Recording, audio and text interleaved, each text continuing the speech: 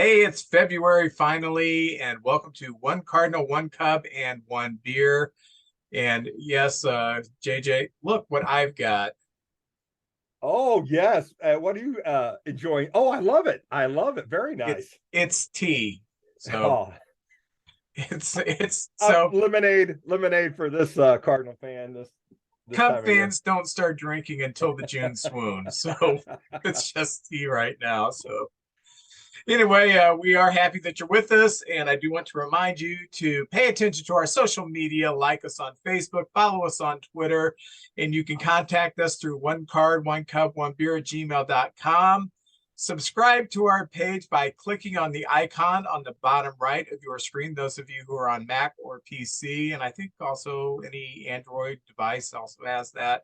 But if you're watching this on your TV on the YouTube channel, you don't see that. So you're going to have to physically find an Android and like us and follow us on that. But also support us through Patreon. Go to patreon.com. You can search One Cardinal, One Cup, and One Beer to support our efforts.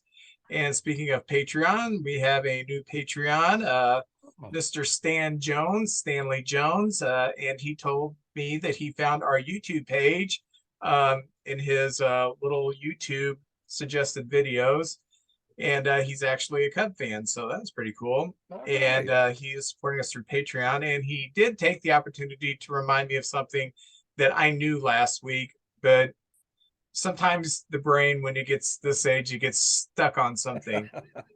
And I was talking about Matt Caesar, Szzczur, and I kept calling him Scherzer, because it sounds like Max Scherzer, so my brain was kind of messing up.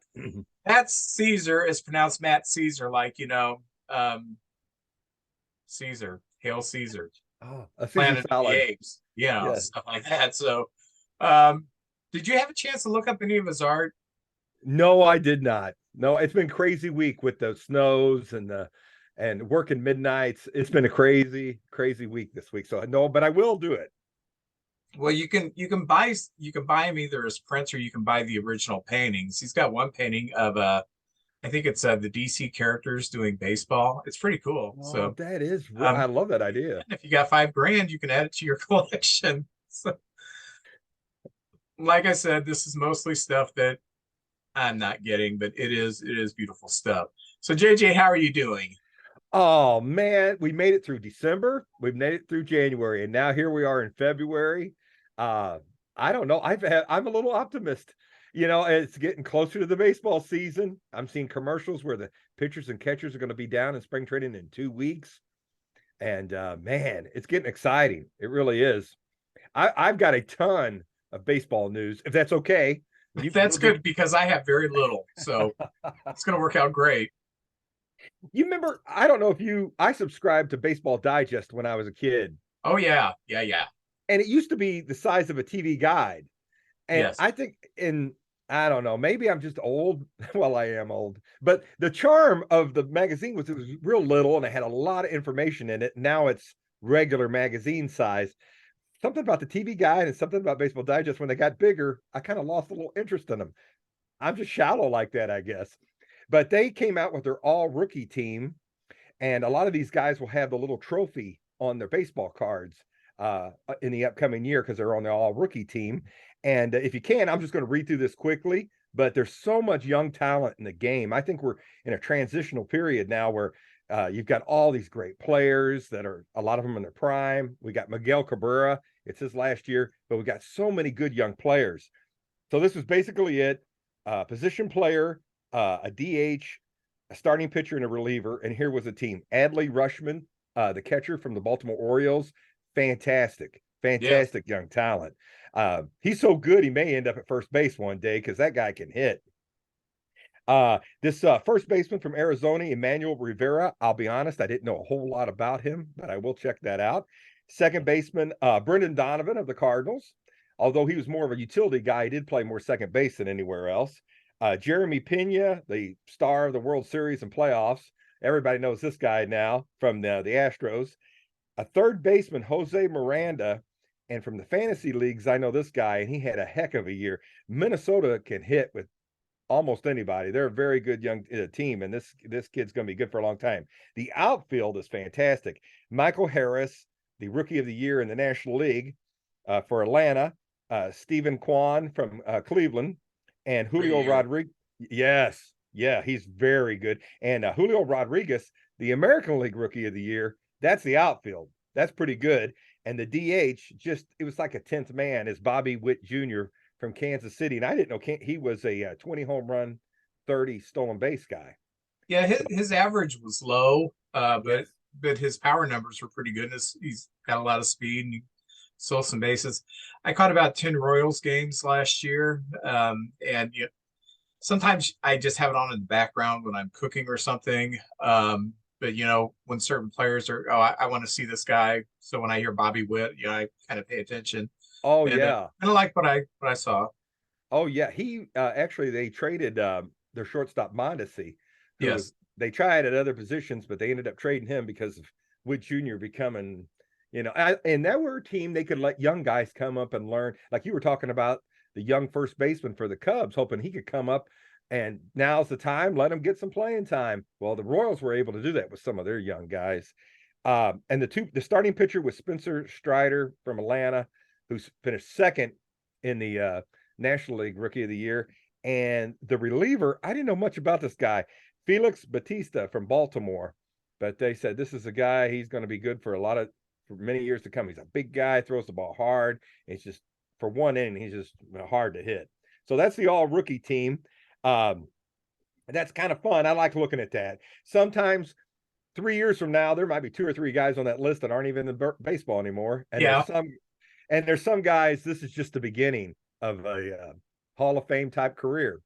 So it's kind of it's fun to look at that stuff though. I like that, especially when there's a Cardinal on it. I kind of get excited. Oh, we got a Cardinal on there. Also, the new 2023 MLB show game come up.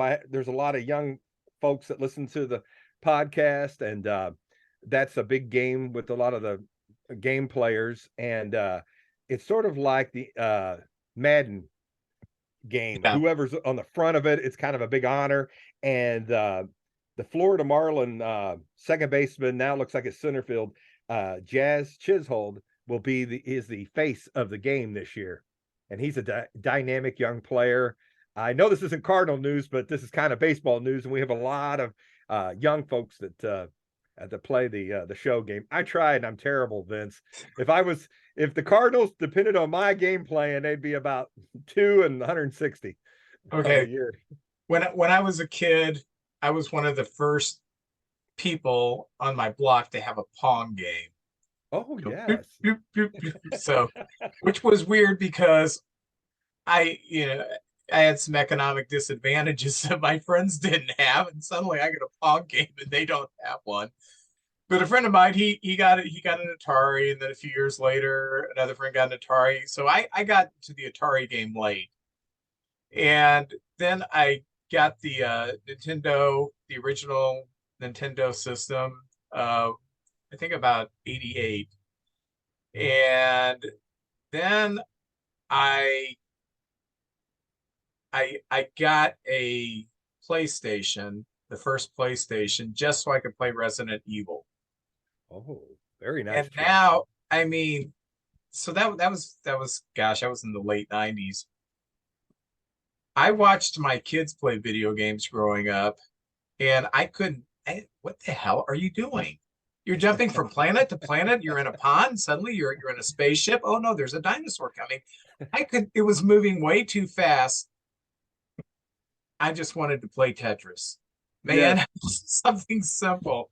So I started off playing video games, but video games just kind of shut up here, and Vince is still kind of like right here. Give me Space Invaders, give me Missile Command, and I'm fine. But don't give me something where I'm going into all these worlds and Oh, sticking my tongue out, swallowing universes. I don't get it. I don't get it either. I Which, think I think we're getting old, Vince. I think that's one of yeah, the signs of right there. but all that to say this, the baseball games, there's too many buttons. There's too many buttons to move people. And I feel like a fool when I try to do it. So I quit playing video baseball games about 1990. It's I, frustrating. I Stratomatic baseball, I'm fine with that. Yes. You know, but the electronic stuff, it's Oh, so hard. I've got the original Mattel baseball game that came out in the 80s. You know, they came out with the football game first, the little Mattel football game, then they oh came out with yeah. then they came out with baseball, hockey, and soccer. The baseball game is pretty good. I got that. I can play that. I have this bases loaded game, and I can Oh, play this pretty decent. But yes. this is actually like a game from the 90s, even though they updated it and put it in handheld form. You kept it in great shape, by the way. That's Oh, mint. I just bought that a few years ago. I found it. I Oh, thought okay. I gotta have this, Yeah. and I've played it like 3 times. It's one of those impulse buys. It's like, yeah, I think I need this and a pizza. And they're both not used much after the first time. So. RBI baseball was fun. You could throw a curveball and it'd go way outside, or they hit a high ball and you're out there and your guy runs real slow. I still messed up on that, throwing it to the wrong base, Oh stuff yeah, like that. But man, that was fun. Oh, we had a contest winner. Our Who Can It Be Now contest winner, a good friend, Brandon Schmidt. He lives in the suburbs outside Cincinnati. I mentioned we had somebody from Cincinnati reach out to us, and Ohio, Cincinnati, Ohio, and he guessed Sean Dunston. And I always was a fan of Sean Dunston. I think he was a phenomenal player. We wanted to do a Cub player, and I'm flashing up some baseball cards of Sean. I like that action card of him sliding in, and then him catching a fly ball there. The clues, we only gave 2 clues. They knew it was a player from 70 to 2022. They knew it was a Cub player. It was a hitter, and then the second clue was an infielder. So this week's clue was going to be the left side of the infield, and then the fourth clue was going to be a cannon arm, and then the fifth clue was going to be an African American player, and then if there needed to be another clue, it was going to be he played for both the Cardinals and the Cubs. And but I believe he played a year with the Cardinals. I was going to I did. research that before. Right there, he down at the end, but he's always going to be known in my book as one of the greatest players I've seen in a Cub uniform. And so I'll be sending this up to Brandon, the Don Kessinger autograph 8x10. And I was looking online, it had the 25 greatest Chicago Cub players, and it mentioned Don Kessinger as 17th on that list. So that's pretty good. Yeah, All-star very good. player. We also are announcing, I didn't know if you were going to touch on this, but Dexter Fowler retired. And a class guy, played with a lot of teams. I first noticed him with the Colorado Rockies, and he had a 14-year career. He played famously, I'll let you talk about his Cub days, a big home run in the World Series. For the Cardinals, a very good player. We needed outfield help. Oscar Traveris was supposed to be our next big player, and unfortunately he passed away, and we were looking for Jason Hayward and Ozuna and Dexter Fowler filled those spots. He was a very professional player. I don't know if you wanted to add anything about Dexter Fowler in there. I just like to add this. He was a great guy, a fantastic person, and he he played 2 years with the Cubs, 15 when we went to the National League Championship Series, and 16 when we won it all. He was our leadoff hitter, and Madden used to tell him, "As you go, we go," and that was true. He got on base, he made things happen, and we would generally have a good game when Dexter got things rolling. He's going to the Marquee Network to join one of 87 out analysts that they have on the Marquee Network. It just seems like there's more people there all the time. But I don't remember why, but he got off on a bad foot in St. Louis. Something happened. I don't quite remember, something with his wife or something. Someone didn't like his wife or something. I don't know. But I felt bad for him and the St. Louis fans because they didn't get the best of Dexter. I mean, we got the best of him. He had some moments in St. Louis, but for what you were hoping you were getting, he really didn't fulfill that 100%. And he'd probably be the first to tell you that, but great person. And I remember after 2015, he was our leadoff hitter. He was a free agent, and the rumors was he was going to Baltimore 3 years for $30 million. And the next day, he just walked into Cubs camp. That was a rumor, and he signed with the Cubs for another year, and we won the World Series with him. So, great friend of he's a great friend of Jason Hayward. They played next to each other for 2 seasons. So, Oh yeah, I remember a lot of good things. I know he had one really good year here, and I always liked the guy. He was always smiling, positive, a good teammate. It seems like, and always fun to see play. yeah, Uh, all of his teammates loved him. oh yeah, we had a signing this week from the KBO, the Korean Baseball League over there, and we have a guy named Andrew Soares, a left-hander.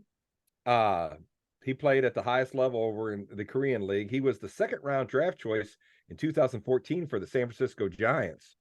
And the Cardinals have hit gold sometimes going overseas and picking up players. Miles Michaelis was a guy who played in the MLB for a few years. Had kind of he was kind of unnoticeable. Went over there, found himself, and came back and has been a really good pitcher. He's been hurt a couple of years, but he's had 2 really good years with the Cardinals. We're counting on him heavy this year. So Andrew Suarez, he's a left-hander, probably fighting for a bullpen spot. We got a few left-handers. Cardinals are kind of left-handed heavy, and we'll probably at least see him in Memphis and up. You know how the season goes, a lot of injuries, can't have enough pitching. So No. I'm glad we got another left-hander in there. The Cardinals have their first female uniform coach, Christina Whitlock, and I seen you put that out, and I had heard that, and I looked her up a little bit. She was supposed to be signed a couple of years ago, and because of COVID, she hadn't started when she was going to. She's a 2-time All-American catcher in softball, a high A, and she's going to coach at the high A Peoria Chiefs. She helped South Carolina to a national championship, and she was actually hired in 2020, and then the pandemic hit, and she's going to be a hybrid coach, scout, working with technology and a lot of analytics. So congratulations. It's good to have her aboard, and hope she stays a long, long time and is happy here. And I have a friend who's a baseball nut. She lives out in Kansas City. She's a San Francisco Giants fan. And we've had her booked, and it's kind of tough working with her schedule. And then we had her booked for last week, actually. And then I can't do it. I'm sorry. I have to take my mom to an appointment or something.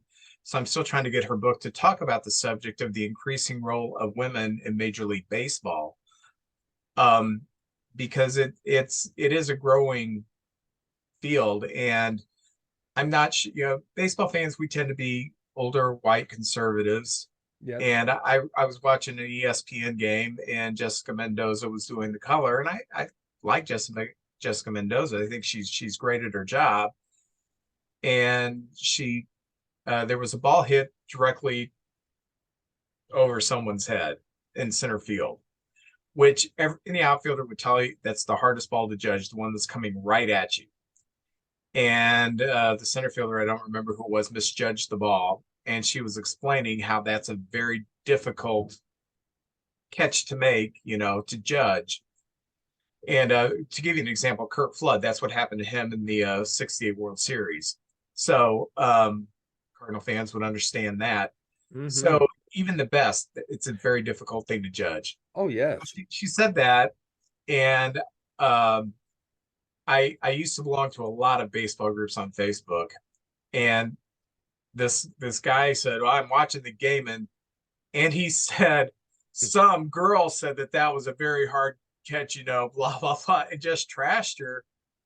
And a few of us got on there and said, dude, what do you mean some girl? That's Jessica Mendoza, one of the best color commentators in baseball right now, number one. Number two, what does her gender have to do with her knowledge of the game? She was an outfielder when she played softball. It's the same concept. It's tough to judge.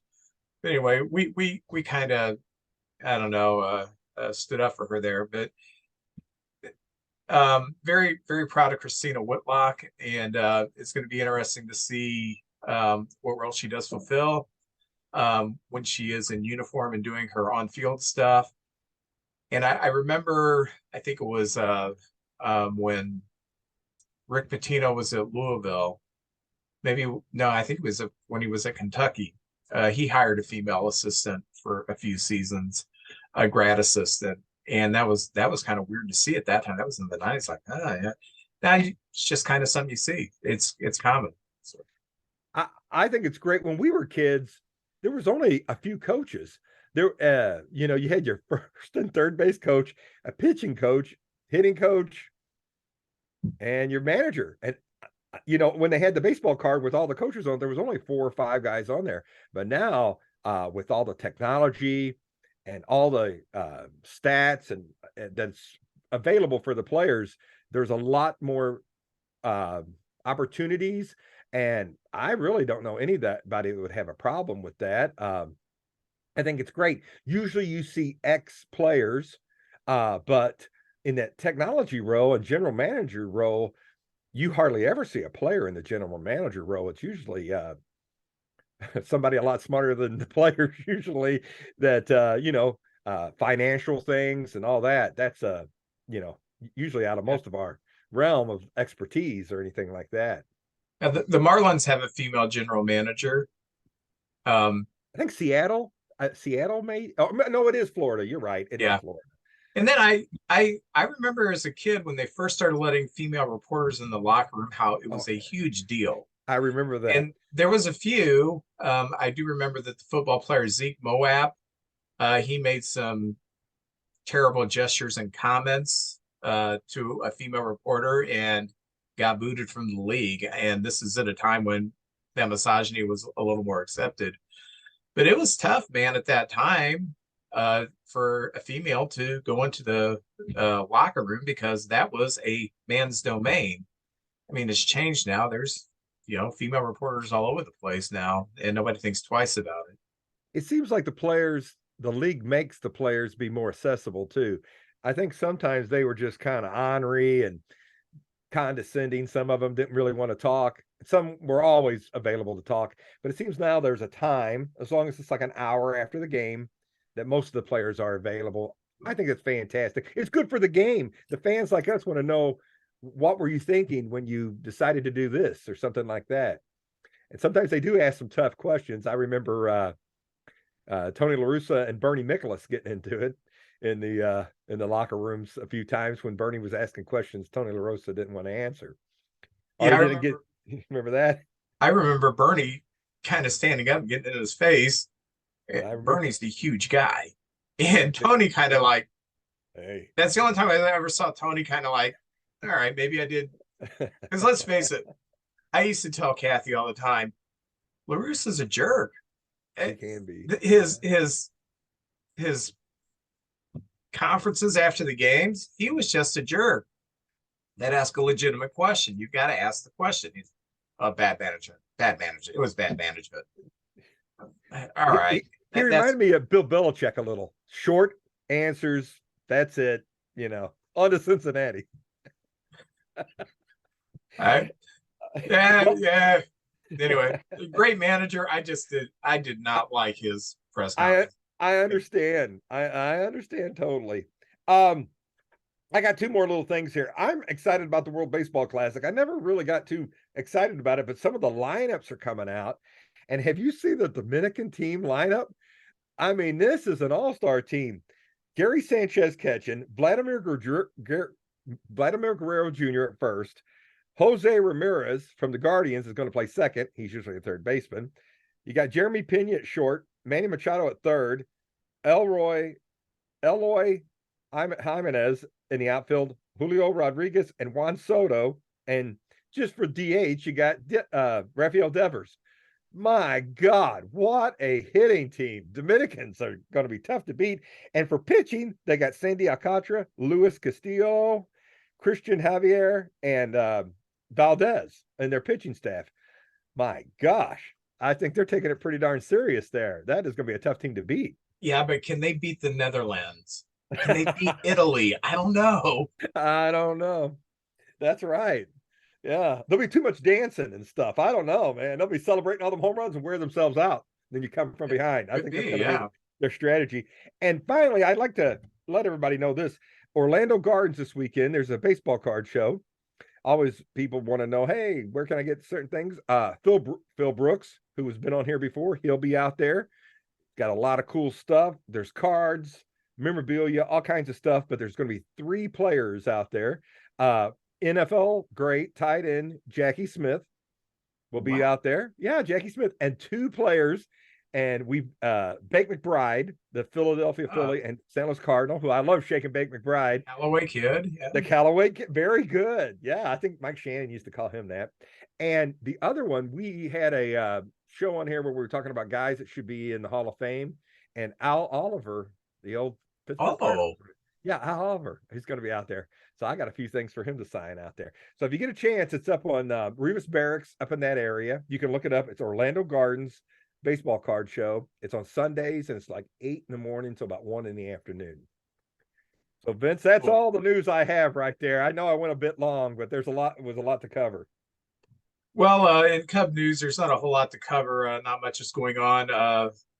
The Major League Baseball prospect rankings came out last week, and Max was excited about that. Texted me, the process, it's coming out. Well, I can't wait. The Cubs had 3 on the top 100. Brendan Davis came in at 92, and he's kind of we're not sure what we got with him now, being he's had the back surgery and he's been injured. But he is already in Arizona, and I like to see that. I do too. A couple weeks before spring training starts, I'm going to go in there. I'm going to work out. I'm going to get in the cage, just work on some stuff. So I remember when I was growing up, spring training, that's when you started getting in shape for the season. Now you're in shape all year round, and a lot of players will start early getting in, so they're in playing shape by the time spring training starts, because these young players who are fighting for a roster spot, they really can't afford to have a slow start. So I like when the young guys come in and put in some extra work so they're ready for spring training to start rolling. Kevin Alcantara is number 87, and of course PCA Pete Crow Armstrong is number 28. And next year, I expect him to be in the top 10. Your man, Jordan Walker, is number 4. I know. So, in other news, I just wanted to bring this up because this kind of broke today.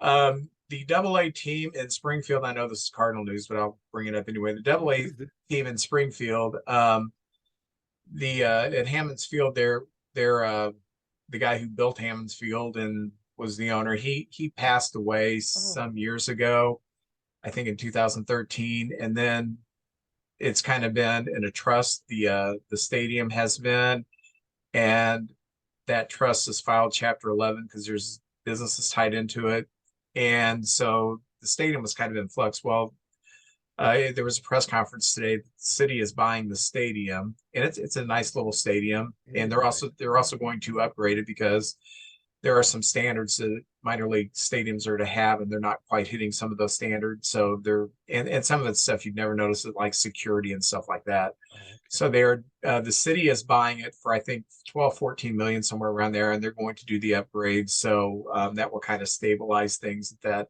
AA facility. I did Kathy and I went a few years ago to a Springfield Redbirds game, and in the bottom of the first, Nolan Gorman hit a home run, and before the third out, a huge storm rolled in, and we just got the heck out of there. So, but that's all I really have in Cubs news and rumors, which was partly Cardinal stuff. We talked about Dexter Fowler and how I couldn't pronounce Matt Caesar, so that's all I got. Oh man.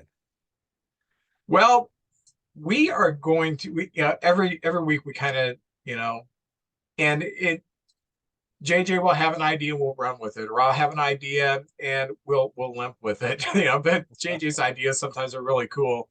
And JJ got a hold of me and said, hey, why don't we do the all-time or the each position player for the 2010s, the best position players for the 2010s, and I thought that was a fantastic idea. So I put this together, and basically I came up with a 2016 World Series championship team. But no, I got a few other people in there, but I thought this was cool.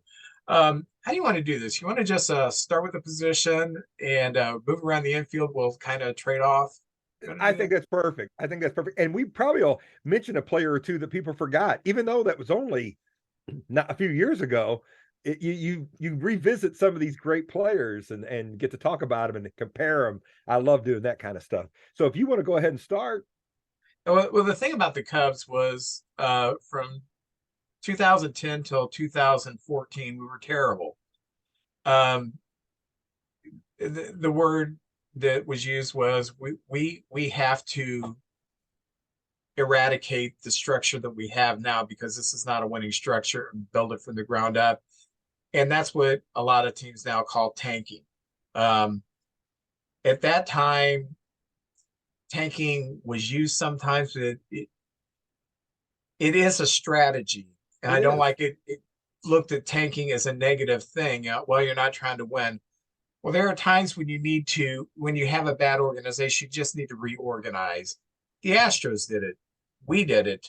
The Astros did it better than us because they sustained. We didn't. So we didn't tank again, but we've had to rebuild a little bit. We did have to trade a lot of people, because what people don't realize about, last year with the Cubs trading away all this talent was we had nothing coming up. And these were players that we were not going to sign. First, we were never going to sign Bryant. Just not going to happen, because Boros is and he's going to find money somewhere else. He's going to find a pool like the Colorado Rockies, who are going to give him a huge contract when the guy is just not reliable as far as his health goes. Rizzo had turned down a contract extension, so that wasn't going to happen. So it made sense for us to get rid of some people and not completely rebuild the whole thing, but we had to beef up the minor leagues, and that's what we've done, and we've been very successful at that. And I think history is going to be very kind to the Cubs about how they did it this time, and won't be looked at as, well, they tanked again. No, we got assets back that we needed in order to have a soft rebuild. But when you look at it, we made the playoffs all the way up until 2020. We had a bad year in 21. Last year we had a bad half season, and now things are looking up again. So, pretty good. I went through, and if it's okay, before we get really started on this, I went through every year, wrote down the records and where each team landed, and it was a unique decade for both teams. The Cardinals, from 2010 to 2019, never had a losing season. At the beginning of the decade, we had the, we went to the World Series in 2011 and won the thing. In 2013, we went back and we didn't win it, but the Red Sox took care of us. But we went to the playoffs every year from 2011, 2015. And then 16, 17, 18, we didn't make the playoffs, but we had winning years. We still won 86, 83, and 88 games. So technically winning years, but we just didn't make the playoffs. And then in 2019, we went and lost the NLCS, but we were 91 and 71 in 2019. Now, like you said, the Cubs, their first 4 years, they had 71 wins, 61, 66, and 73. But in 2015, things changed. And I just have to say this, and I'm giving my props to the Cubs here.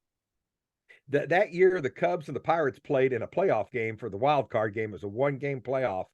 And I remember the Cardinal fans were talking, hey, I hope we play the Cubs, because they thought we had a better shot at beating the Cubs. I was like, I don't know, guys. The Cubs came on like gangbusters at the end.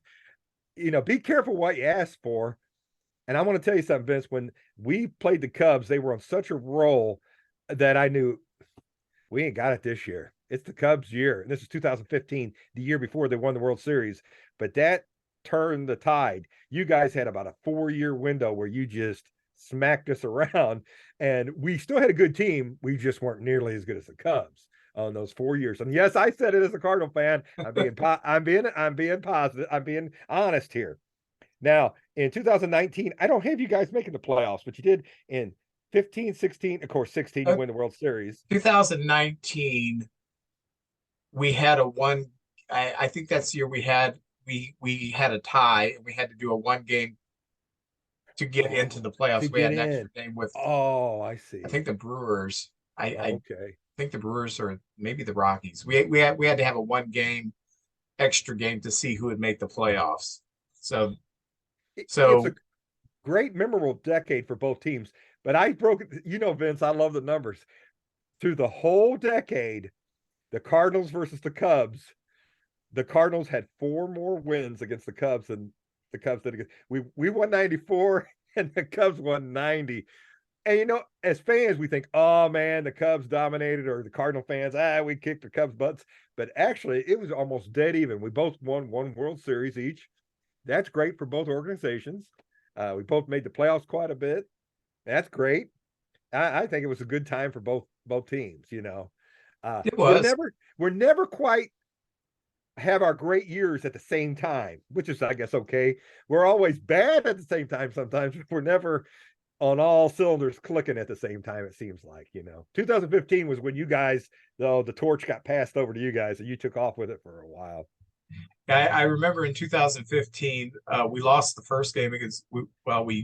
We beat the Pirates, and then that first game against the Cardinals, Lester pitched and we lost.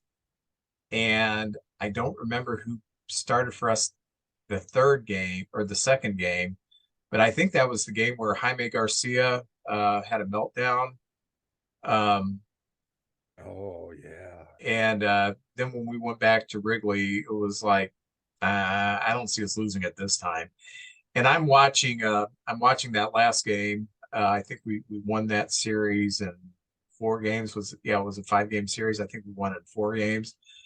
I'm watching that last game at my in-laws' house, who are not Cub fans. So I had to kind of temper my enthusiasm. My wife's uncle was there, and he's kind of a huge Cardinal fan, and he's passed away. But I didn't want to rub anything in his face. But boy, I was really happy that for a lot of us who are Cub fans in St. Louis, they will tell you that winning that 2015 playoff series meant just as much as when we won the World Series the next year. I understand. My wife, she's neutral. She's Switzerland. She's neutral. And she was saying, wouldn't it be nice if the Cubs won the World Series? And I said, what are you talking about, woman? You've lost your damn mind. Oh, well, go ahead and start. Okay, well, I'm starting out. I go around the diamond. I start out with catcher, and let's be honest, this was an easy one for me here. Yachty, yachty, yachty, yachty. Yeah, Yachty played all 10 years, and actually, I think this was his best years of his career. When he came up, he was a lot like Ozzie Smith. Great defensive player, but wasn't much of a hitter, and that was okay. He saved so many games with his glove. But in that 10-year decade, he won 7 Gold Gloves, 8-time All-Star, and he played 1,314 games in that decade. The easiest job in Major League Baseball is being Yachty's backup, and he had 1,367 hits. He hit 287 for a guy that came up and couldn't hit for that decade. And I remember you even saying this before: if there was a 2 out and you had to have a hit on the Cardinals, that's the guy you want coming up. Was Yadier Molina. A 41.7 WAR. And the other catchers the Cardinals had was Tony Cruz, Matt Wieters, AJ Perinsky, and Gerald Laird. And really, they didn't play much games at all because Yachty, unless he got hurt, he was out there playing. So that was an easy one. Cardinal catcher for the 2010s, Yadier Molina. Well, mine's pretty easy. It is for catcher was with the Cubs from 2016 through 2022, and now he's a Cardinal. Wilson Contreras Yay! came up in 2016, hit a home run in his first major league swing. He when he came up in 16, he split the catching time with Ross and Montero, and then Ross retired, Montero moved on, and it was been Contreras' job ever since. He had 117 home runs, 365 RBIs, a 256 batting average. For a catcher, he has an 808 OPS, which is fantastic for a catcher. And he has a 20.8 WAR with the Cubs during that time. And he's made 3 All-Star appearances. And I think before 2020 started, or before 2021 started, I think the torch of leadership had not officially passed from Rizzo to Contreras, but it just seemed like it was starting to become more Contreras' team. So that leadership started to show. So easy, Wilson Contreras. Yeah, I'm excited. I'm a Contreras fan too now. Well, first base, Vince, this is pretty easy too. We had a lot of first basemen in that decade. 1, 2, 3, 4, 5, 6, 7, 8. 8 what I call starting first basemen in that 10-year stretch. And I went through the stats over and over and over. And even though he only played 2 years with us, it was Albert Pujols, 2010 and 2011. I tell you what, it kind of hurt our feelings when he left. I thought this was a match made in heaven, that Albert was going to spend his whole career here, and they were offering him real good money, but the Angels were offering him even better money. And I guess that talks sometimes, and he took his game out of town. But I tell you what, the Angels fans never loved him as much as the Cardinal fans. It was so nice to have him back last year. But getting back to the 2010s, he played in 2010, 2011. In 2 seasons, he had 79 home runs. That's great. It's kind of the end of his dominant years too. He still had about 3 really good years with the Angels, but then it kind of started going downhill after that. He had a 305 batting average, which is a lot lower than he did in the 2000s, but 309, 305, I'll take that any time. And in 2 years, he had 217 RBIs and a 10.7 WAR. He finished in the 2010, he finished second in the MVP. In 2011, he was 5th for the MVP. And I think in that stretch, 2011, we win the World Series, and that was his final game with us until he came back last year. He had a game versus Texas where he had a 3 home run game in the World Series, tying about 2 or 3 other guys. That's pretty amazing right there. Some of the other players, I'll just go over some of these names. Everybody will know them. Lance Berkman, Alan Craig, Matt Adams played 2 years as a starting first baseman for the Cardinals. Matt Holliday, Matt Carpenter, Martinez. We got him from Kansas City, and Goldschmidt.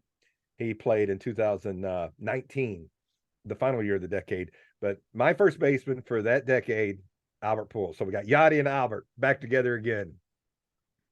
Well, my first baseman's a no-brainer. He played from 2011 until 2020, and he was the bridge between our restructuring of the team and our rise to prominence in the late 2000 teens, Mr. Anthony Rizzo. And Rizzo was drafted by the Red Sox when Theo was with the Red Sox. And he went to the Padres because Jed Hoyer went to the Padres and Jed wanted him there.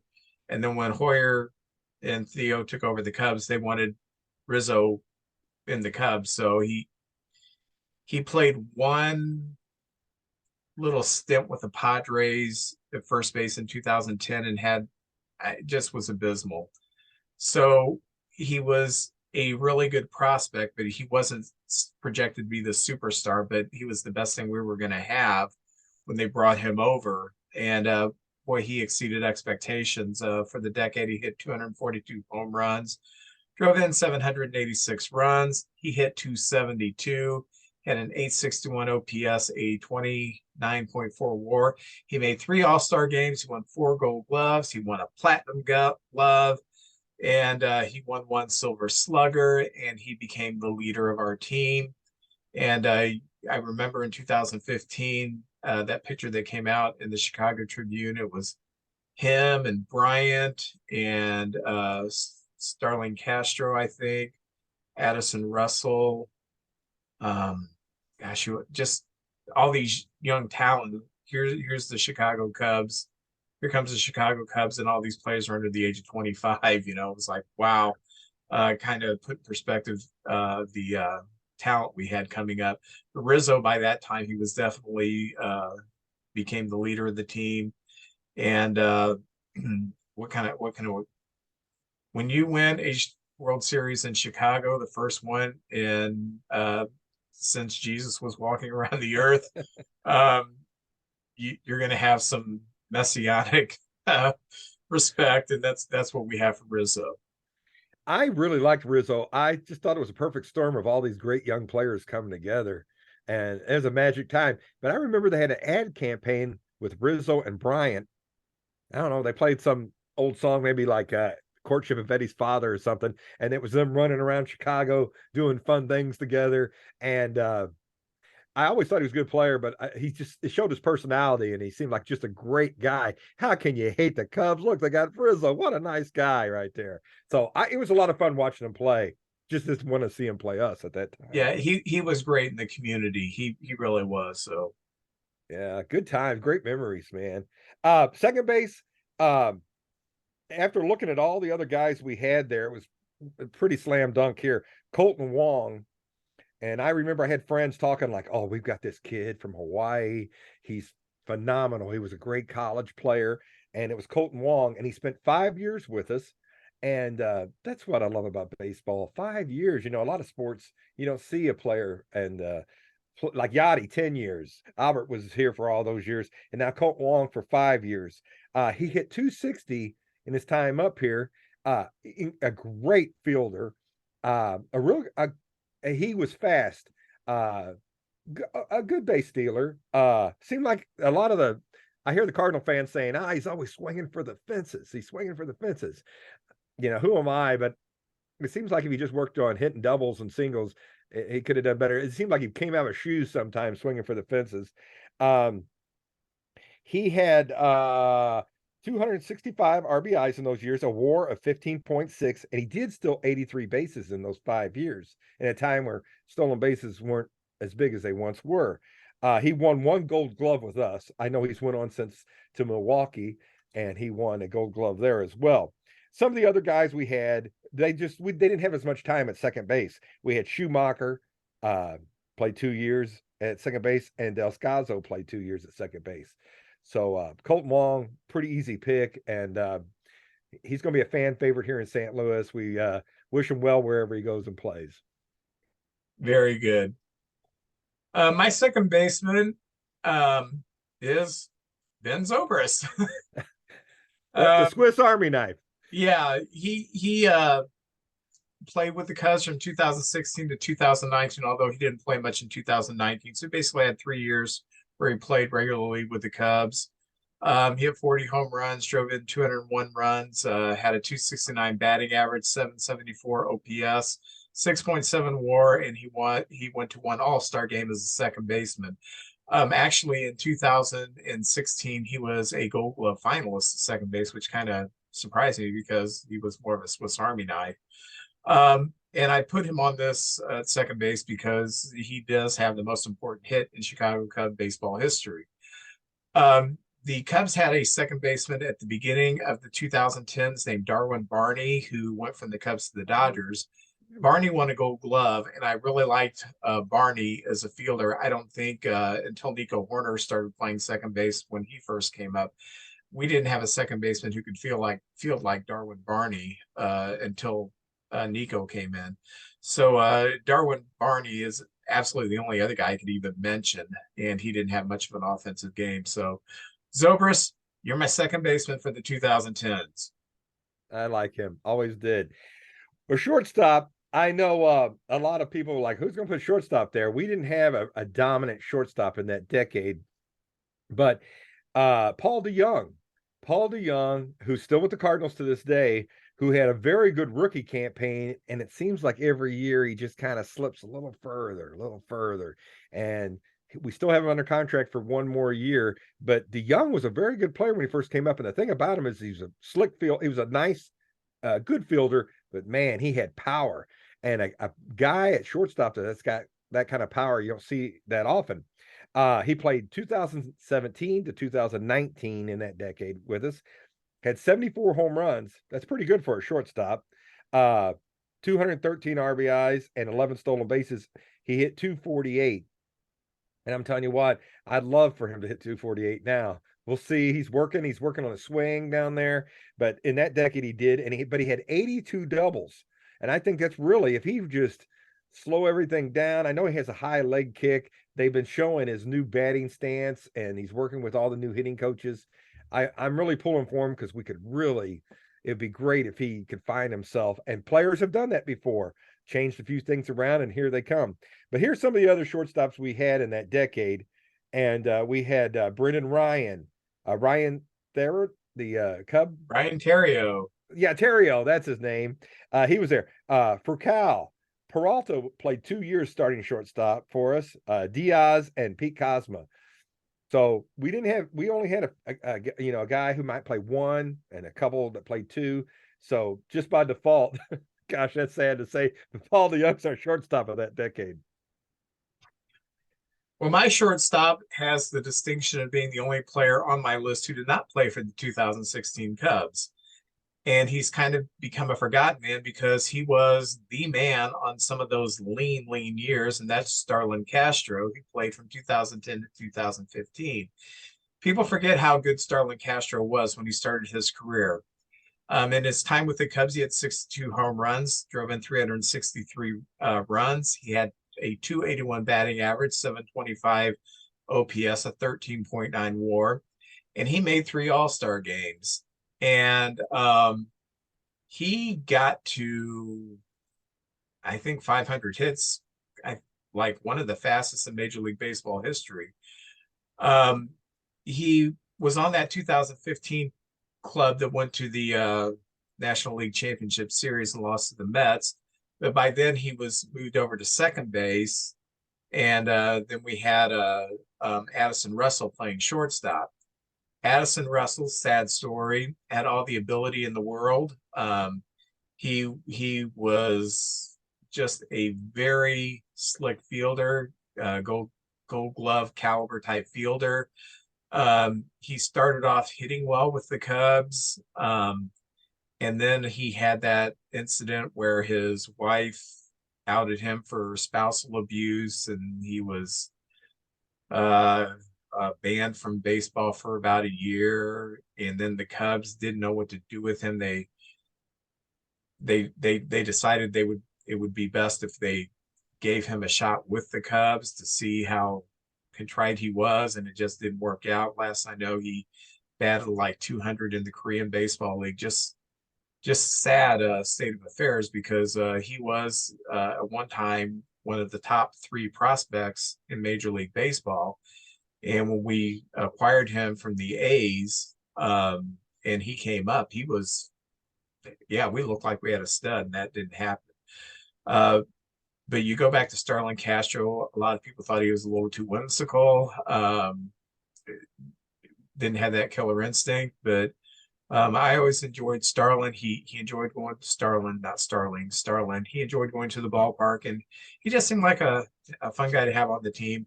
And all his teammates loved him. He went to the Marlins. I think this was the next year, 2016, and there was a bench clearing brawl from the Cubs against the Marlins.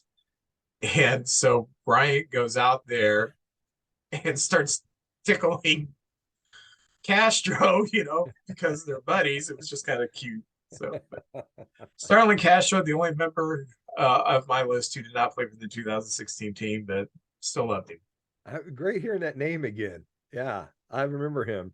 Well, my third baseman, and this is going to be a little controversy here. There's 2 guys that are kind of in competition, I think, the two main third basemen. And a lot of people are going to say David Freese, and he is a fan favorite. He's a local guy here, all that. But my third baseman, this is my list. I'm going with Matt Carpenter. Now, Matt Carpenter was sort of like our Zobrist, and Zobrist was probably better in a lot of different ways. But I love Matt Carpenter, and Matt Carpenter played 6 years. So he played more years than Freese did with us in that decade. He played three positions. And one of the things I like about him was, and he made an all-star team. One of the things I liked about him is he did whatever the Cardinals asked. You know, sometimes he had to be the first baseman that year. We didn't have anybody, you know, he was the best guy for that position. He played third base. In his younger years, he had a better throwing arm. And he made himself out of the blue. They made him the second baseman, and he became a very good, serviceable second baseman in the major leagues. And I really liked him. The deciding factor for me is he leads the Cardinals in a season. In one season, he had the most doubles of any Cardinal in the history of the St. Louis Cardinals. He beat Stan Musial's record, and I believe it was 52 doubles he hit in one season. So Matt Carpenter, that to me right there, you put your name in any category with Stan, you're elevated. He hit 148 home runs in that decade, 531 RBIs. He had over 1,000 hits, and he had it looks like 200. There's no way that's right, but he had a lot of doubles. So I'm putting Matt Carpenter just because he would do anything the Cardinals, and a lot of people just remember his last couple of years with the Cardinals where he was hitting into the shift. He was a guy that would come up and take 6 to 10 pitches on a bat. It always seems like it was 1 ball, 2 strikes, and when you turned around, it was 3-2, and he fouled a bunch of balls off. And he did so many things very well. I think he's a great guy from Texas, and I will say this: one of the jobs I have is I work at a home for disabled folks. I don't know what the right word is these days, but he came out. There was no photographers. He just came out to say hi to everybody, and he signed autographs. He was so nice. And a lot of people don't know that about Matt Carpenter. A lot of people, if they were going somewhere, they'd probably take a photographer and say, hey, look what I did. And Matt just did a lot of good things in the community while he was with us in St. Louis. So that's my third baseman. Cool. My third baseman is obvious. It's Chris Bryant. Yeah.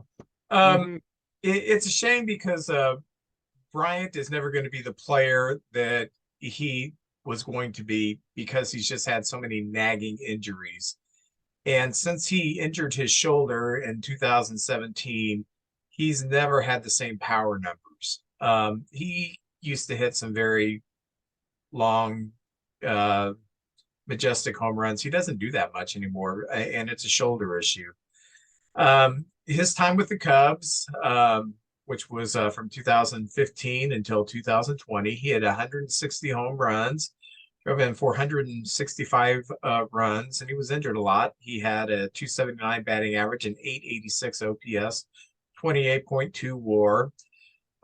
He was drafted. We drafted him in 2013, number 2 in the draft. If Houston would have taken Bryant, we were going to take Mark Apple. Houston drafted Mark Apple. We took Bryant for Houston. I don't think they're worried about it anymore, but 2013, Bryant won the Golden Spikes Award for the top college player. 2014, he won the minor league player of the year for the minors leagues. 2015, he came up, he won the rookie of the year. 2016, he won the MVP. No player has ever done that, won the highest award for college, minor league ball, rookie of the year, and MVP in 4 years of baseball. That's how good he was. Like I said, 2015 rookie of the year, 2016 MVP, 4-time all-star. Bryant was a decent fielding third baseman. He wasn't going to hurt you. He wasn't necessarily going to help you with spectacular plays. He was a very solid defender at third.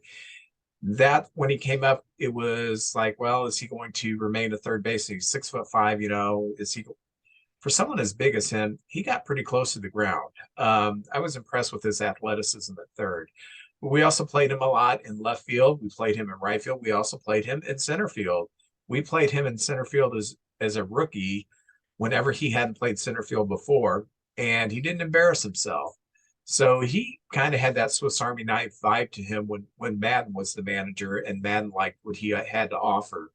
And of course, he's always going to be special in my heart for making that last play of the World Series when he slipped on the wet turf, and I thought that ball was going to go into the stands, and instead it went right to Rizzo's face.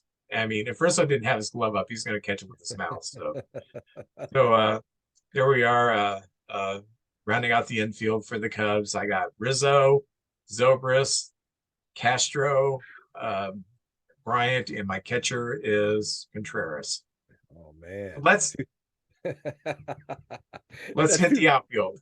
Now, all right, the outfield. My left fielder is Matt Holliday. I remember when we got him, he was a superstar with the Rockies. His contract ended and he went out to Oakland, and I think Oakland picked him up. So if he had a good year, they could get something for him at the trading deadline, and that's exactly what happened. Matt Holliday comes over and he plays 7 years in that decade for us, but 6 of them was in left field. He had 4 All-Star appearances, 1 Silver Slugger, and he hit 143 home runs for us there. Matt, I would say I liked him at the plate. He was a great big guy, just real. He wasn't a rah-rah guy. He just sort of like Goldschmidt. He was just kind of an intense individual and went out and gave you his absolutely best. I kind of remember when we had him. I remember going to a few games, and there was times if he struck out, he got a few boos, and I thought, what the heck? This guy's a great player. I just think he came after Pujols, and he was not going to be Pujols. I think that was some of the problem. But if you look at his stats over that time, it was very good. He was a good player for us. He lived up to his contract, and he gave us his all. And there's a little side note there. He was one of the guys. He's good friends with Nolan Arenado, and talked up St. Louis about, hey, you ought to go out to St. Louis. I think you'd love playing there. It's a big crowd, and they're really into their baseball. So that's a little bonus point there for Matt Holliday. And he had, over those 7 years, he had a 287 batting average. That's pretty good, So my left fielder, Matt Holliday. 2 things about Holliday. Number one, my late father-in-law hated him, and I never could understand why. Every time he'd watch a Cardinal game, oh, Holliday. I mean, Holliday was kind of a butcher in left field, and I do remember the playoff game, I think in 2009, his first year with the Cardinals, when he decided he was going to try to catch a fly ball with his testicles. Didn't work. Oh, I was painful watching that. Oh, yeah. I knew you were going to bring that up. Yeah. It's like all of a sudden, it's just like, that ball's hitting him in the nuts. Oh my gosh. It's like he was trying to get hit in the nuts. He took one for the team. I know his wife wasn't happy. Hey. Oh. Anyway, my left fielder is Kyle Schwarber, played with us from 2015 to 2020.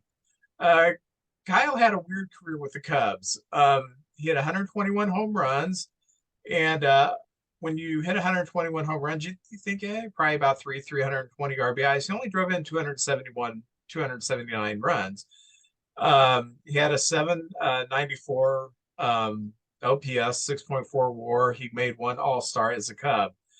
Kyle had a great rookie year, and then his second year, he got injured the first series of the season and tore his ACL up.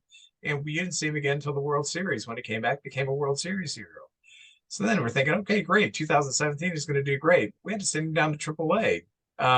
We tried him at leadoff.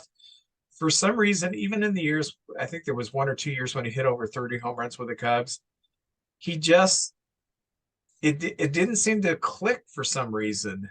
We didn't know what to do with him. There was always, well, we can hold on to him until the DH comes in, and then he'll be a DH. A lot of people, why do the Phillies bat him leadoff? Why did the Cubs bat him leadoff? He sees a lot of pitches. He does have a great eye. He will strike out a lot, but man, he will make the pitcher work right out of the bat. He was not a good left fielder. In fact, he was terrible in 2015 in the championship series. He was a butcher in left field, and the Mets took advantage of that, and that kind of followed him. He made himself into a decent left fielder, a serviceable left fielder, but he never let anybody take an extra base because he had a gun because he was a former catcher. So he made up for some of his shortcomings as a fielder in left field by having the gun. Um, he's of course he's a DH now, but he wasn't with the Cubs. He was, our left fielder. And looking back at, we just had a revolving door of left fielders before him, and he's easily the left fielder of the decade for the 2010s. Kyle Schwarber, I'll be honest with you, I had a little envy of Kyle Schwarber. I liked him. He was the one guy when he was going to go free agent. I really wish the Cardinals would have got him. He always just looked like he could roll out of bed with a bat and get a hit. That guy could hit. And I was like, man, I'd love to have him.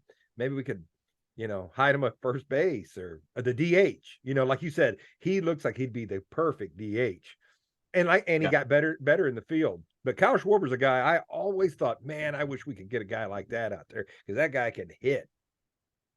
And you can win with a guy. And now I tell you what, when he does get a hold of one, it's a line shot somewhere. You better bring your glove. Yeah. Yes. My gosh.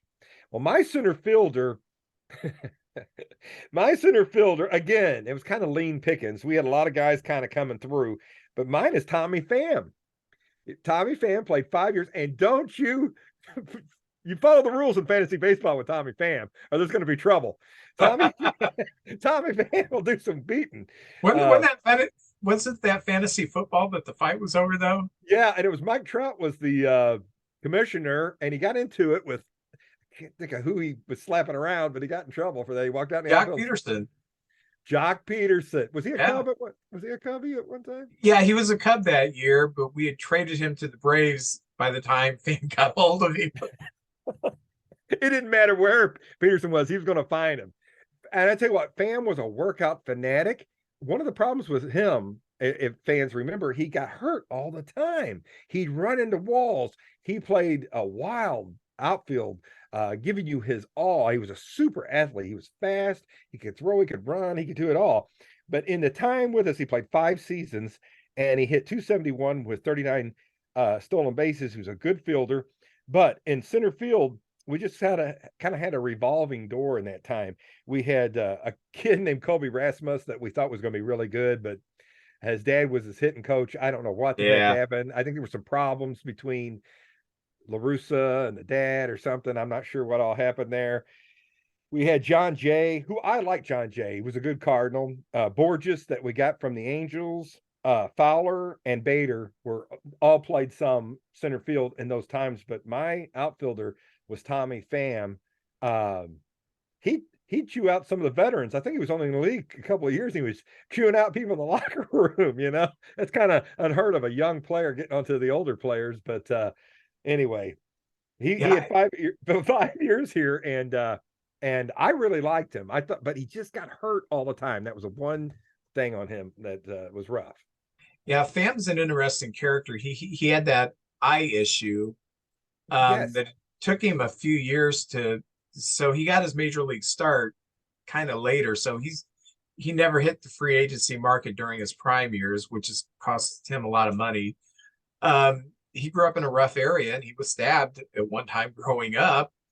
And generally, this you talk about the Cardinal way. The Cardinal way is very business-like. You don't talk about business outside the walls. Pham did. There's a Sports Illustrated article when he was with the Cardinals, and he kind of pulled back the curtain a little bit, and Mosaic, you know how Mosaic is. Well, he speaks his mind. I'm sure. But in the back of his head, he's gone. So, and he was. But I like Tommy Pham. I do too. Well, my center fielder we've already talked about for the decade. It was Dexter Fowler. Played for us for the 2015-2016 season. He had 30 home runs, drove in 94, 261 average, 794 OPS, which is really good for a leadoff hitter. 6.4 WAR in his 2 years, and he made one All-Star game. And as I said earlier, Matt used to tell him before every game, "As you go, we go." He was the spark plug of that team. After Fowler left, we have had a revolving door of people we have tried leading off. We've tried leading off Rizzo. We tried leading off Bryant, Schwarber, Zobrist. We tried leading off. We have not found that leadoff hitter since then. Going into the season, yeah, I don't know who's going to hit leadoff. My best guess right now is Suzuki. He's kind of profiles as our best leadoff hitter, but Very good we hitter. really have been searching for a leadoff hitter, a table setter since Dexter Fowler. We haven't found one. And of course, Dexter started off Game 7 of the World Series with a home run and set us off on the right place. Very good. Well, my right fielder, a lot of people won't remember him, or they might just remember the end of his career. But I looked, and in right field, I'm putting Alan Craig. And Alan Craig was a guy when he came up, I thought, he might, you never know when you have a group of young players who's going to be the standout player. But Alan Craig looked like he was just ahead of the other young players, like the Matt Carpenter. Looked like he was a better hitter than Matt at the time. He had a 5-year career, and he had an injury, and he never was quite the same. He only had 6-year career. He played 5 with the Cardinals and 1 with the Red Sox. He was one-time All-Star. He was a hero in that 2011 World Series. He hit 291. That's a nice career batting average. 57 home runs and 296 RBIs. And I know in that Ranger Cardinal World Series in 2011, he came up with some big hits. That was a team effort right there. I know everyone remembers the David Freese big hits, but Lance Berkman had a 2-out hit that kept the game going. Alan Craig had a big hit. I'll always remember him. And if it hadn't been from injuries, I think he would have had a really nice long career. He had a short career, though. I'd easily take his career if I got to be a major leaguer. I think it was in 2013. He had a ton of RBIs, and he hit like 380 with runners in scoring position, something ridiculous. He had a year where It went right. Everything went right. Unreal how he hit with runners in scoring position, had a ton of RBIs, and then had the injury, and that was it. So, well, my right fielder is the much maligned Jason Hayward, who played from 2016-22 with the Cubs. In his time with the Cubs, he had 62 home runs, drove in 289 runs, 245 batting average, 700 OPS, a lot less than what we thought we were going to get with him, 8.9 WAR. The only thing that really shined during his time was he did win 2 Gold Gloves with us, and he gave one hell of a speech. That's enough. That's enough. When you look at what else we had in right field in the 2000s, 2010s, yeah, there wasn't much there. So he kind of won it by default with the speech. So I've been to spring training about 3 times, and we usually stay around Orlando, and the Braves train in Orlando. And when he came up, he was the big prospect. And if you went out to their stadium, it's actually on the Disney complex. yeah. They had banners of Hayward and 2 or 3 other players, but he was the guy that was going to be the next wave of Brave players. And when we got him, I couldn't believe it. And he was okay. There was glimpses of like he'd get on a hot streak and carry us. And but as Cardinal fan, I will say this: when he went to Chicago, usually a player will say, hey, I wish it's been great being here. I love everything. But he was like, basically, to sum it up, he said the Cardinals ain't going nowhere, and I'm going to go where I'm going to win. Well, it's sad, it hurt, but it was true. We weren't going anywhere, and the Cubs looked like they were just on top of the world. He might have been that missing piece or something like that. I think Hayward's big problem when he first came up about 2009, 2010, somewhere around there, pitchers still weren't throwing as hard as they eventually did by 2015, 16, 17. You didn't have guys coming out of the bullpen, in the 5th inning throwing 96 miles an hour like you do today. And Hayward always had a big, long swing. And I think as velocity went up, his swing was just too long to get to those balls. When they're coming in at 92, 93, you can get to them. When they're a little harder, he had a hard time getting. So he would rush his swing, which meant he rolled over a lot of balls. So many times just dribbled out to the second baseman. Balls that maybe he could have went to left field with, but he was just trying to make contact. And then as he got older, it just got even more pronounced because he didn't have the reflexes that he had as a younger guy. People wonder what happened to Jason Hayward. I think a lot of it was just that he had a skill set that fit when he first came up, but then as pitching velocity increased, because he didn't have a compact swing, it was a long swing, he suffered offensively. He never took it to the field, though. He never took a bad day to the field. He was always out there playing his heart out and right. Nobody ever said he didn't play hard. But man, a lot of times the guy has a bad day at the plate. They'll maybe loaf after a ball or something like that. Not Jason, man. He was going to go after everything. Great arm too. Yeah. A really good arm. What was I gonna say? You're right about 2015. It seemed like that was a change. I'm glad you said something because that was the formula the Royals used. They had 3 or 4 strong arms in the bullpen, and that was when it went to about a 5 or 6 game for the starter innings, and then you bring those bullpen in and shut the door on people. And they had guys that would throw in the high 90s, and then it seems like the whole game changed after that, where the starters are only going 2 times through the lineup now, and then you get the bullpen in. You're right. Yeah. You're right. It was about 2015 when that happened. Very good. Look at Vince, man. He's all over the place on this. Well, I got 3 starters. I hope that's okay. I put 3 starters down as the starters for our decade. And the first one's easy. He played the whole decade with us. I think he's one of the 5 greatest Cardinal pitchers ever. Adam Wainwright. Adam, we got him from the yeah, he's this big, tall guy, sings country music. You probably know him as a country music artist. Oh, yeah, that guy. That guy, yeah. All 10 years. What a guy. It's been a treat. We get to say goodbye to him this year. Man, I hope when we go to London and play the Cubs, I hope Wainwright gets to start one of those 2 games. That'd be nice. He was a very good hitter. He won a Silver Slugger. Now that we have the DH, I guess you only see him if it gets the extra innings get way out of hand and we've run out of batters. The pitchers might hit, but he was a very good hitter. He was a 3-time All-Star in that decade, a 2-time Golden Glove pitcher, and he won 1 Silver Slugger. And in that decade, he won 116 games and lost 72. Adam lost about 2.5 seasons of his career to injuries. And I love Adam, and hopefully this year he's got a chance to pack. In all the top 10 categories, Adam's in those top 10 categories. Every starting category, innings pitched, everything. Not complete games, that's the only one. But every category he's in there. Strikeouts, he's number 2 in Cardinal history. This year he has a chance to move into second place. He's going to need, I believe, 16 wins, and I don't know if he's got that in him anymore, but.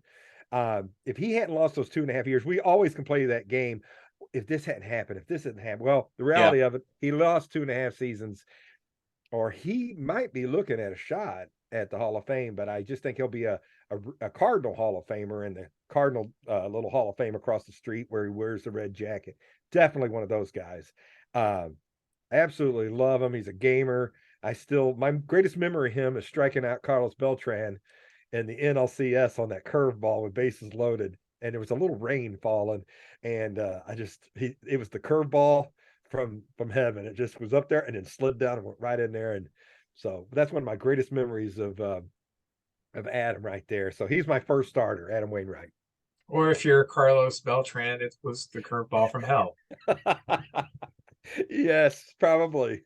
My first starting pitcher, of course, is John Lester, 2015 to 2020, and just his mere signing changed the culture that showed the fans and the baseball world that we were absolutely serious about challenging for a pennant in a World Series. In his time with the Cubs, he was 77 and 44. He had a 3.64 ERA. He had 940 strikeouts. He had a 4.2 WAR. He made 2 All-Star games. And all that, and he still could not throw to first base. He had the yips with his throw to first base, but he did pick off Tommy Pham. Yes, he did. Yes, he did. I'll never forget. Pham's lead was somewhere near Skokie that day. But anyway, John was he came to the Cubs. He was at the tail end of him being more or less a power pitcher.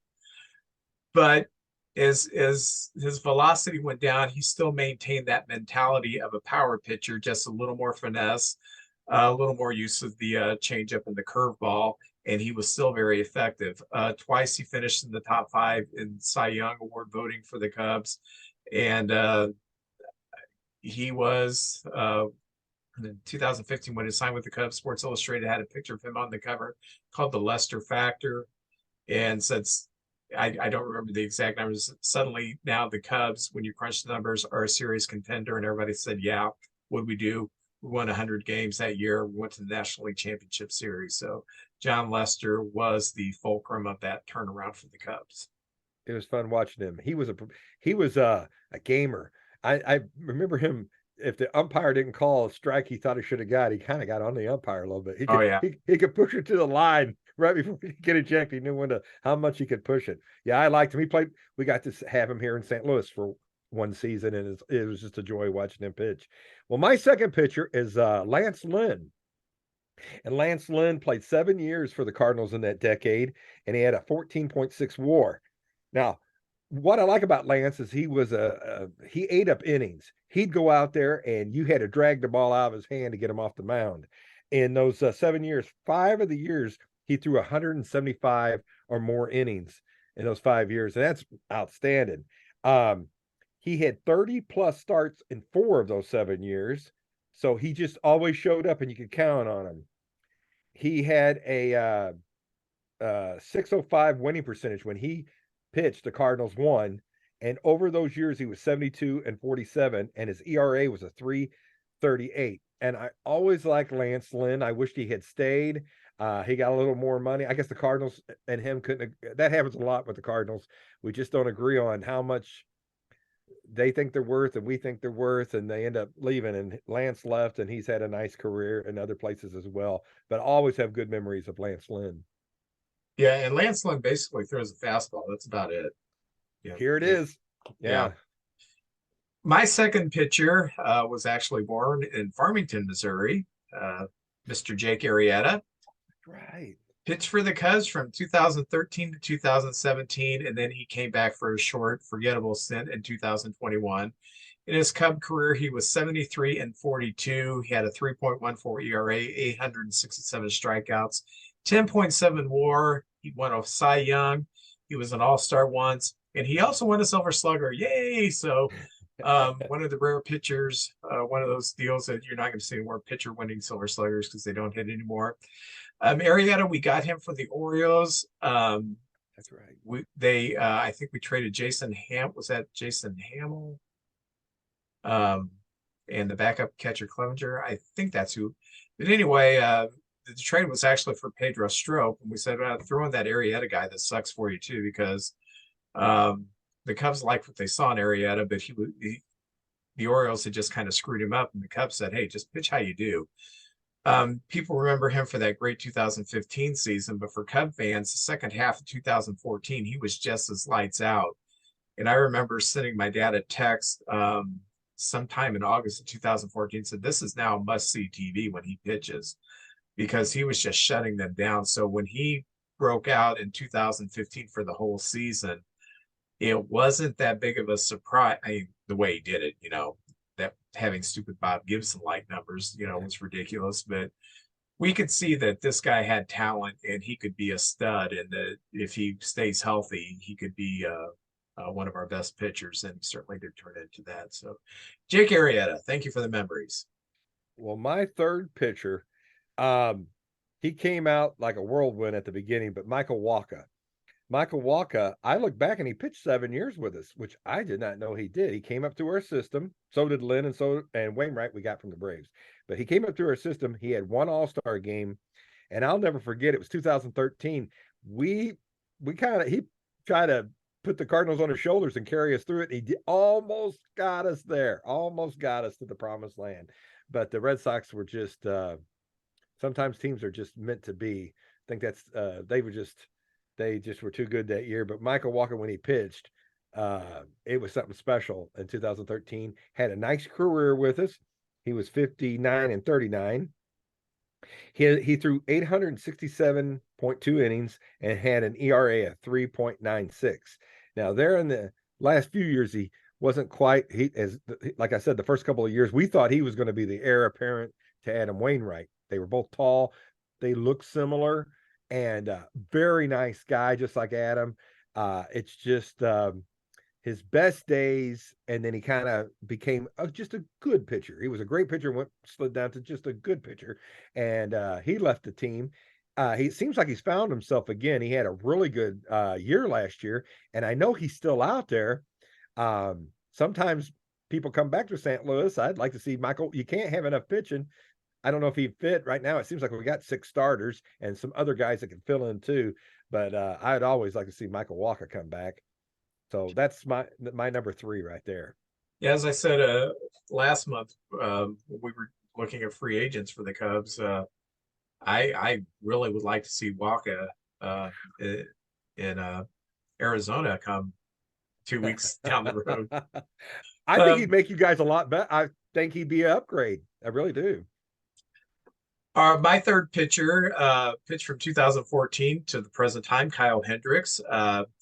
His Cub career is 87-61, a 3.46 ERA, 1,079 strikeouts, a 22.8 WAR he has accumulated in his career, and a lot of people forget this. In 2016, he did win the ERA title for the National League.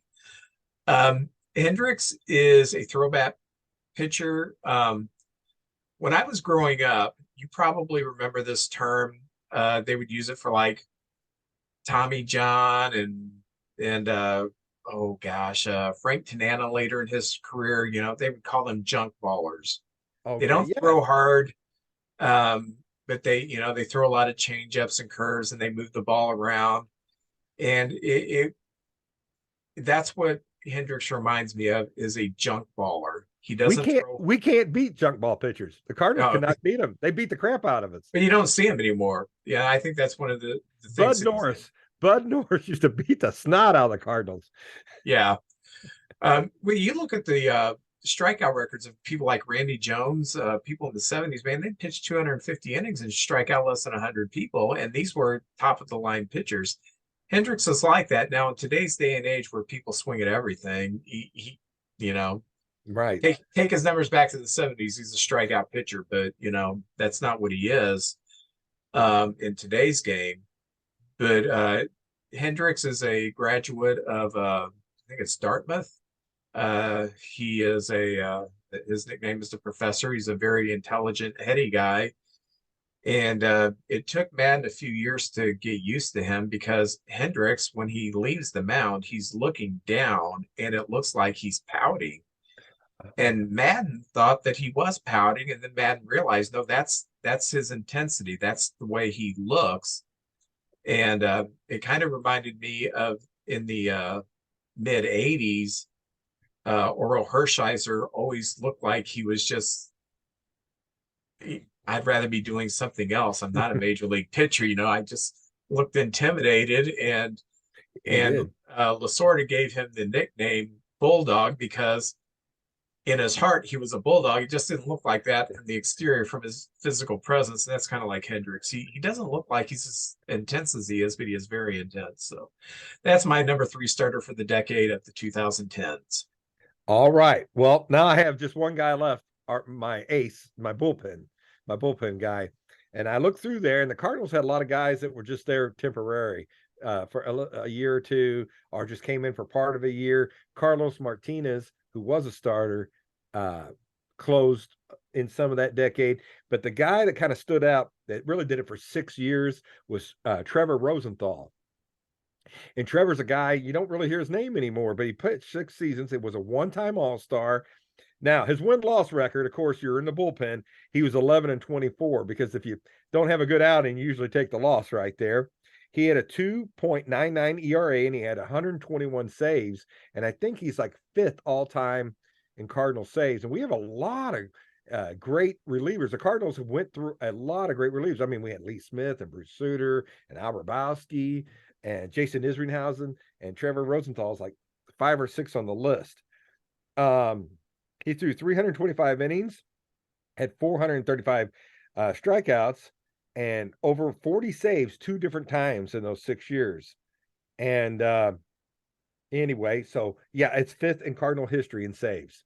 So Trevor Rosenthal, that's a name you don't usually hear people say anymore, but he really had some good years there. And the Kansas City Royals took a chance on him. I'm just going to try to bring his history back around. He just a couple of years ago, he had a really good season. The Padres needed a reliever. They traded him there, and they got an outfielder and a reliever of this kid Dylan Coleman, who actually is from the town I'm in, Potosi, and now he's up in the bullpen up there. So, you know, uh, think about history. It's kind of weird. You never know who's going to get traded for who and that kind of thing. But I know he up to 2 years ago he was still pitching in the big leagues. So Trevor Rosenthal, my reliever. Well, this was the one that I had the most problems with because we've had some great relievers. We had Wade Davis for a few years, who was really good for Oh us. yeah. We had Chapman down the stretch, who was really good for us. Oh yeah. We had Hector Rondon who closed for us, who was really good. Um, it- but there was one person, and if you're a Cub fan, you will get this. But people who are not Cub fans, you're going to say, "What are you talking about?" Our best reliever in the 2010s was Pedro Strop. He I he remember the name. he would close if he had to, but he was mostly a setup guy. He was 22 and 24 in his time with the Cubs, and that was we got him in 2014 in the Arrieta trade, and he pitched through 2019. He had a 2.88 ERA. He did accumulate 29 saves, but he was more or less a setup guy. But he was a rock. He would come in. His hat was always cockeyed, and Must have been a lefty. no, it's No, righty. because usually And lefties. he would come in and he would challenge people, and he played hard. He pitched his heart out, and his teammates loved him. And he was the usually you think the leader, the bedrock of your bullpen is going to be the closer. No, in his time with the Cubs, Cub fans and Cub players alike, Cub personnel alike, well, the bedrock of our bullpen in the 2010s was actually Pedro Strop, who was fantastic in the role. Probably one of the best setup men in the history of Major League Baseball. Just that good. Very good. I see. I forgot him. I'm glad we did this. See, there's a couple of names there I hadn't heard in a long time. Well, I'm glad we did this too. We had to do something. In a couple weeks, we can actually start talking about. Oh, yes. Our mistress is back. So I'm really excited about that, about the season starting. It's been a long off season, as it always is. But I want Yes. to tell you, JJ, being able to do this show on a weekly basis has made things go a lot faster. The Wednesdays keep coming by a little quicker. It Yeah, seems like each week. yeah, they certainly do. So, but anyway, next week we are going to have a guest. Mr. Jeffrey Phipps is going to be here, All and right. he did some reporting during the 1998 season when we had the home run chase, and he's going to kind of give his thoughts on what it was like to be doing reporting during that time, which is kind of cool. And then we're also going to be looking at the beginnings of people trickling in from spring training. I've already called out one person who is in the Cubs complex already, Brennan Davis, ready to go. He's going to try to make a roster spot. He's going to try to hit 15 home runs and 350 at bats and be a contributor. I'm I'm just excited. I understand. So JJ, you have any? Oh gosh, how can we forget? Vince, I actually left my cards on the end table in there. Can I run and go get them real quick? Or should Yes. I? All right. Is that okay? All right. I'll be right back. Let me tell you what I really feel about JJ. I can't keep his cards with him.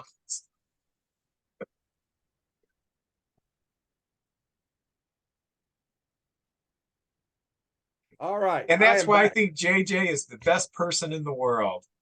Oh, I'm sorry. Oh, yes. Of course. I hear what you're saying. JJ, I am opening up 1988 tops.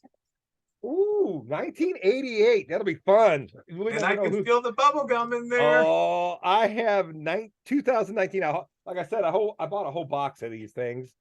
So I have about 7 packs in there. And of course, it's got the 2019. It's got um, Babe Ruth on there and Aaron Judge. Very nice.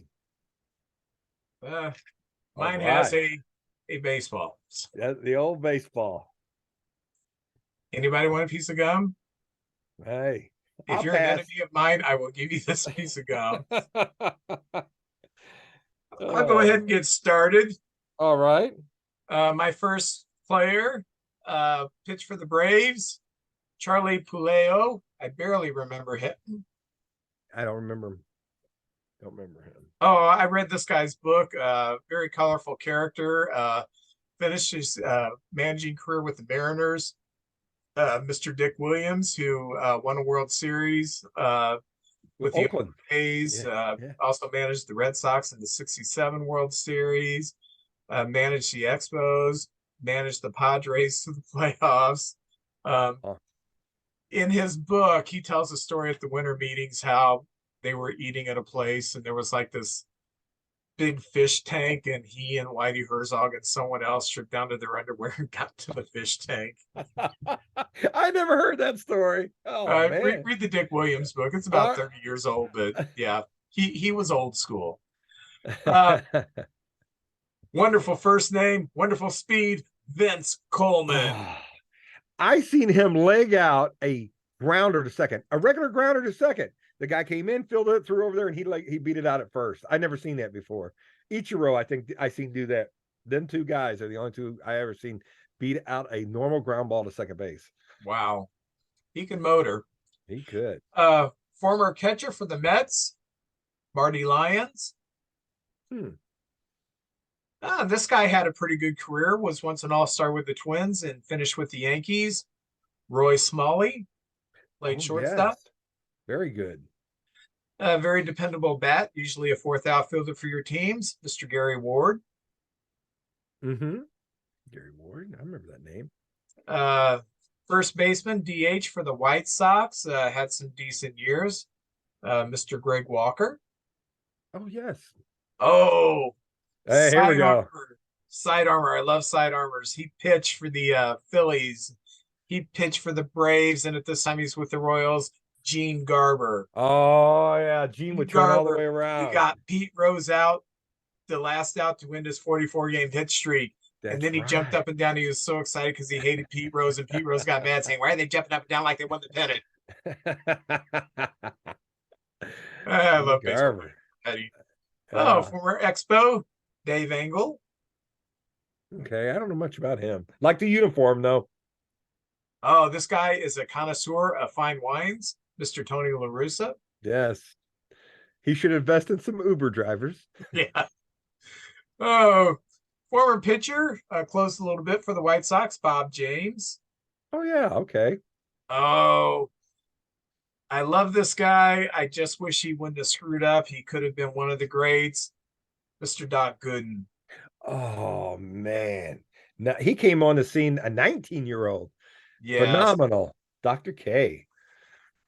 87, he had 148 strikeouts. You know who was number 10 in 1987 in strikeouts with 147 strikeouts? Jamie Moyer. Jamie Moyer. He was 49 years old. Wow. Former pitcher for the Giants, Kelly Downs.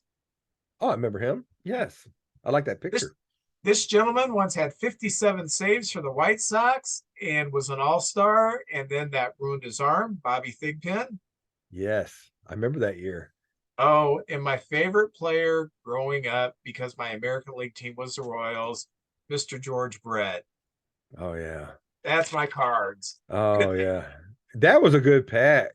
Man, very good. Well, 2019, I have the cards, and we covered that decade, so that's kind of a nice touch there. We just mentioned he was on your all decade team, Chris Bryant. Hey, Chris. There he is. Hi, how you doing, Vince? I love those blue jerseys of the Cubs. That's my favorite jersey of theirs.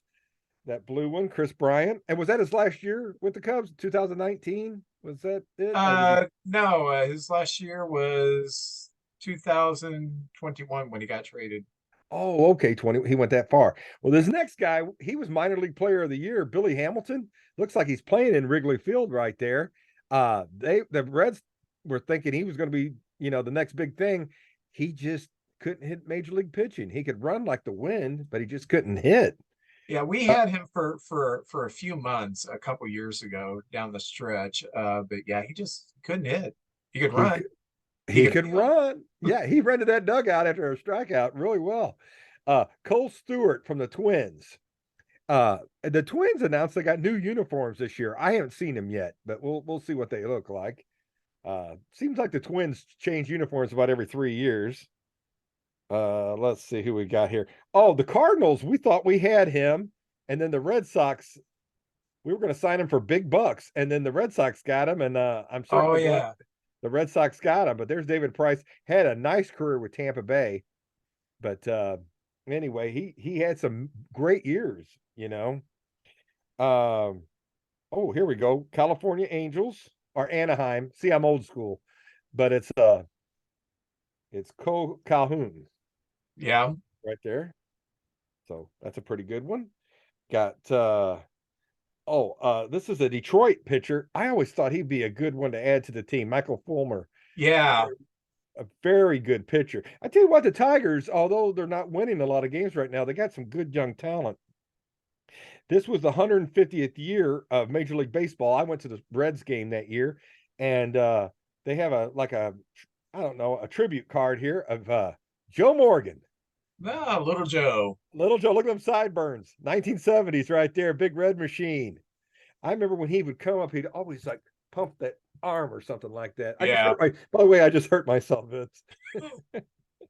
All right. Oh, this guy's really good. He's with Toronto now, but in 2019, George Springer. Big part of the trash can banging right there. I got hurt in the playoffs this year. I hope he's okay. Yeah, oh, that's right. Right at the final game. That's true. This guy's been around a long time, and I remember JD Martinez. That guy is a professional hitter. I'm not sure who he's with now, but very good hitter. Christian Yelich, MVP right there. Very good player. You know what, Vince? You say the word and they show up. Jake Arrieta. Jake. There he is with the Phillies, but a very good player. And I remember that stretch he had. You're probably going to lose every game he pitched. And a Cardinal here, Jose Martinez. Right there, Jose Martinez. And that's my final one. Very good. We ended on a Cardinal. Very good. Yeah, I can't believe I almost closed the show without opening up baseball cards.